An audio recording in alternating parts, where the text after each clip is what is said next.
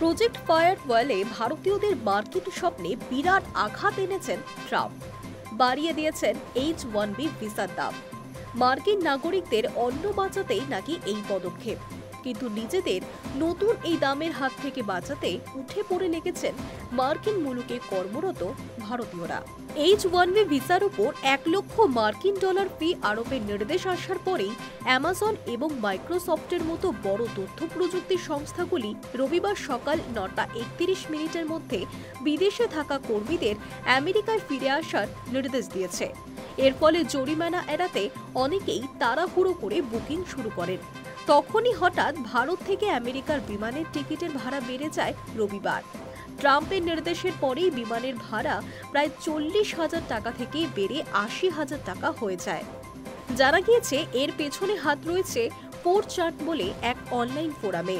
এই ফোরামের ব্যবহারকারীরা ভারতীয়দের মার্কিন মুলুকে আসা ঠেকাতে বিমানের টিকিট ব্লক করার চেষ্টা করছেন বলে জানা গিয়েছে।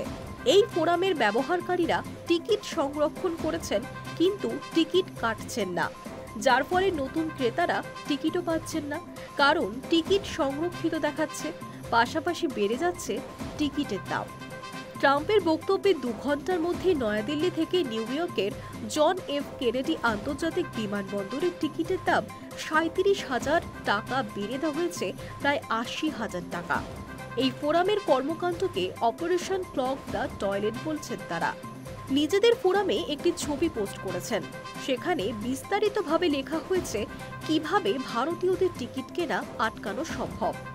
সেখানেই বলা হয়, অনলাইনে ভারতের যে কোনো বিমানবন্দর থেকে আমেরিকার বিমানবন্দরের মধ্যে টিকিট খুঁজে সেই আসন সংরক্ষণ করতে হবে, কিন্তু টাকা দিয়ে বুক না করলেও চলবে, কারণ বিমান সংস্থা টাকা না পেলেও 15 মিনিট ওই আসন সংরক্ষিত করে রাখবে।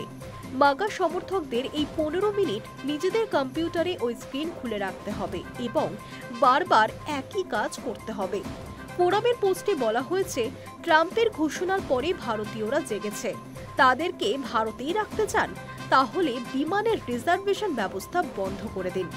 একজন ব্যবহারকারী লিখেছেন, তিনি প্রায় 100 আসন আটকে দিয়েছেন। এর থেকেই বোঝা যায় মাগা সমর্থকদের এই প্রচেষ্টার ব্যাপ্তি ঠিক কতটা। যদিও পরবর্তীকালে হোয়াইট হাউস জানিয়েছে, ইতিমধ্যেই যাদের কাছে এই ভিসা রয়েছে তাদেরকে বেশি টাকা দিতে হবে না, যদিও ততক্ষণে যা হওয়ার তা হয়ে গিয়েছে। ট্রাম্পের নির্দেশের পরেই মেটা এবং মাইক্রোসফটের মতো সংস্থাগুলি তাদের কর্মীদের 24 ঘন্টার মধ্যেই আমেরিকায় ফেরার নির্দেশ দিয়েছে। আমেরিকার বাইরে থাকা বিদেশি কর্মীদের নির্দেশ দেওয়া হয়েছে যাতে তারা ফের আমেরিকা ছাড়ার আগে নতুন নির্দেশের অপেক্ষা করেন। Hi News network.